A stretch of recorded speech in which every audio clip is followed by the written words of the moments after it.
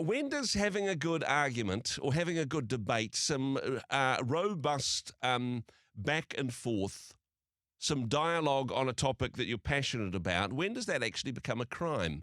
When does doing so publicly become a disturbance of the peace? Well, some perhaps blurry lines on this one. A recent case which has been picked up by the Free Speech Union of a man who had some pretty strong views on the pro-life issue and has been arrested for the way in which he communicated those views publicly. Jonathan Ayling from Free Speech Union joins us now. Kia ora, good morning. Thanks for your time. Good morning, Andrew. This is, of course, one of those hot button issues. It is almost impossible to have a calm and rational debate when you have people with opposite views on this particular issue. That in itself doesn't mean, though, that we should never talk about this publicly. On the contrary, I would suggest that it is exactly subjects like this that we have to be able to talk about. I would say at the moment in New Zealand, probably we're not having nuanced discussions on a whole host of very complex, very fraud issues very well. But I think actually often we respond in the wrong way in that regard. We say this is a really hard subject where the stakes are really high and people really care. Maybe we should all just calm it down a bit and not Yeah. talk about it. These are the very subjects we need to be able to discuss, and we need to be able to do that well. There's social awkwardness is one thing, and this is the excuse some people use for not engaging in debate on fiery topics such as the pro-life or the abortion issue. However, that shouldn't be illegal. There's a particular individual who was arrested for, well, I thought actually quite a creative way of trying to encourage public debate on this issue. What's the details here, Jonathan? That's exactly right, and I mean it's a shocking case in many ways. I'll present the details, and you may go, "Is that it?" I mean that really is it. A man called Paul Burns is based in Lower Hutt. He goes into Wellington from time to time. He says on sunny Sunday afternoons for the most part, so when it isn't too much of an inconvenience. And Wellington Day. Yeah. Yeah. he has a sign that says $100 for anyone who can prove that slavery is more evil than abortion. And he has taped, a couple of $20 bills and a $50 bill there, and says, "Look, I'll give you this money if you can engage in the conversation and make your point." Hmm. It is. It's a creative way to engage in a provocative conversation. Yeah. He doesn't engage with anyone who doesn't want to. If you are a passerby and you keep on passing by, that's fine. It's an option to engage there, and of course, we see examples like this, in places like Speaker's Corner in the UK and that Yes. kind of thing. This is where Paul is out of step on this subject with the majority of Kiwis. We're going Hmm. to accept the fact that a majority of Kiwis are not pro-life, but if we agree, Andrew, that the way we treat bad ideas is with better ideas, the way we respond to error in our community is with trying to provoke an engagement around facts. This is exactly what that looks like. And some individuals were engaged with them. In the police documents, they're referred to as youths. Yeah. And so these youths were engaging with them. And one of these youths suggested that abortion is not only not evil, Hmm. it is in fact good. And the reason it is good is because of climate change. The world is overpopulated, and so fewer births is a good thing.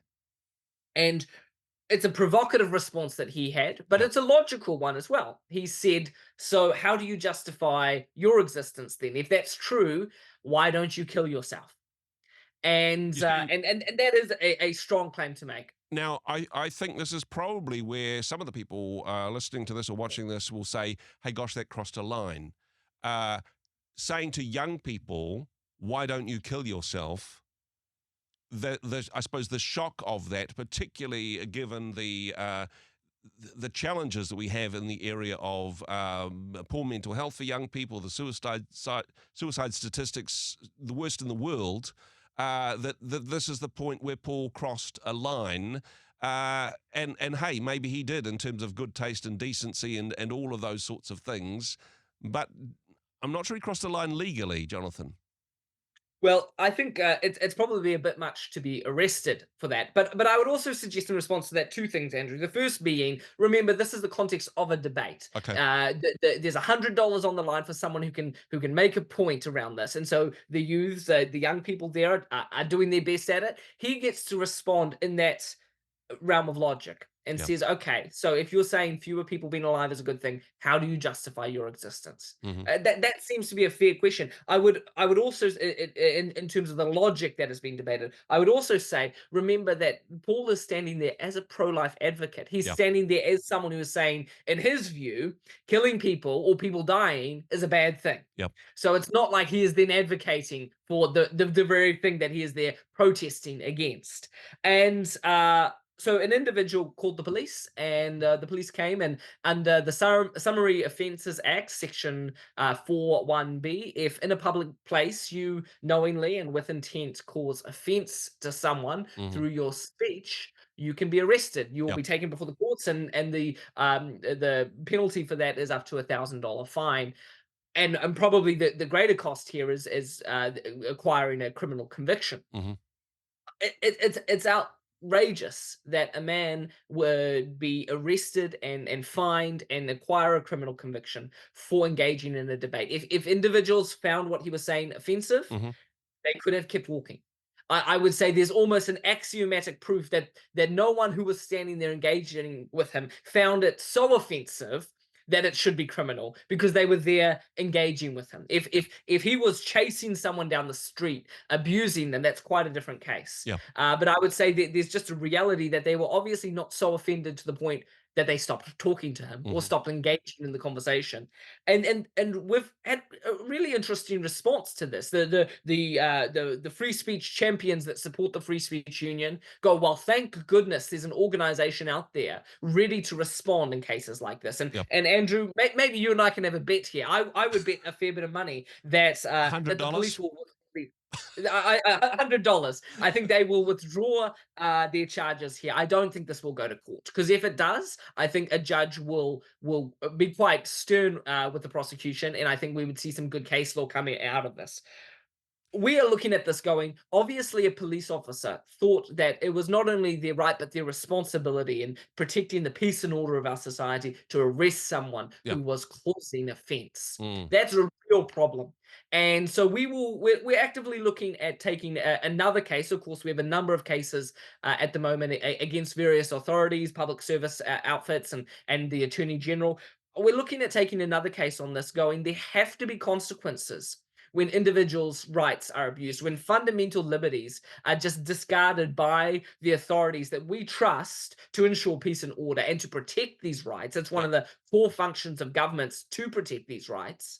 There have to be consequences for the outfits that abuse them. And so we really need to see police either show a mea culpa on this, Yeah. or we'll try and get the courts to impose that on them. Jonathan, interested in your thoughts on this. Does the tone matter? Because and yes, the case in question, it wasn't the individuals that were being debated with, the so-called young people. It was somebody else who was offended on their behalf, and that's slightly problematic as well. But does the tone matter? For example, you described it several times as a polite conversation with just keeping your voice at a conversational level, and them making a point of him then saying, well, in that case, how do you justify your own existence? Whereas the facts as reported was that he yelled at the top of his voice, "Why don't you kill yourself then?" about 10 times. Does the tone, does the presentation of this, if it was a quiet debate, no harm, no foul, but somebody yelling to young people, "Why don't you kill yourself then?" repeatedly in a public place, is it just an inappropriate setting to exercise free speech? Or do you think that this is, regardless of that, that there's been no damage done here, there's no harm, no foul? Look, free speech stands to do a whole lot of harm.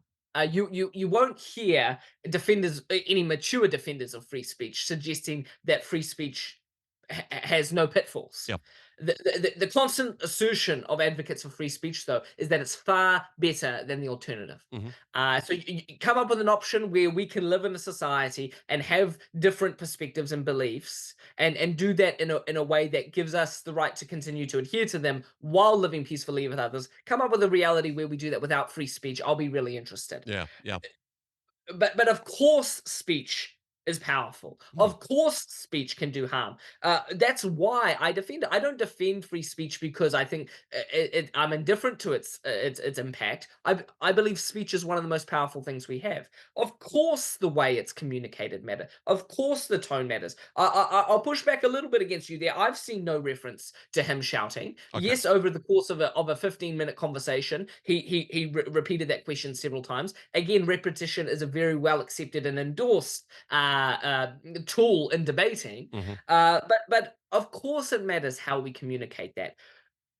At one level, at what we do accept legally relevant, but even if he was yelling that, is that something we want to suggest people should be criminally liable for? Yep. It's quite a precedent, Andrew, and the response that we've received from supporters is outrage. Even from individuals who are not supporters of the Free Speech Union go, this is such an outrageous case. You can't be telling us all the truth.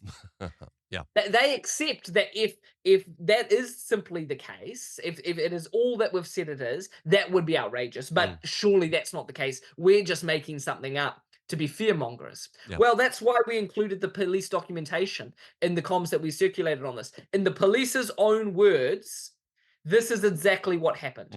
That he said, well, why don't you kill yourself? And it says he asked us a question. He's never appeared before the court before, and that is why they arrested him under the Summary Offences Act for offending. That is the sum total. So then I would say to our opponents and those critics that say, well, this would be outrageous if that were the case, but surely there's more to it than you're suggesting. Well, are you willing to accept then that this is an outrage, that there is an enormous need for individuals to push back and to stand up for free speech in our society, and that we have a cultural problem that is seeping into many of our institutions to suggest that there are some ideas, there are some perspectives, there are some thoughts that we should not allow to be said. Yeah. And I suggest that's nonsense. Are there some thoughts and some beliefs and some expression that is harmful? Of course it is. That's why we need to counter it. That's the best way for us to challenge this, is to bring it out into the open and expose it.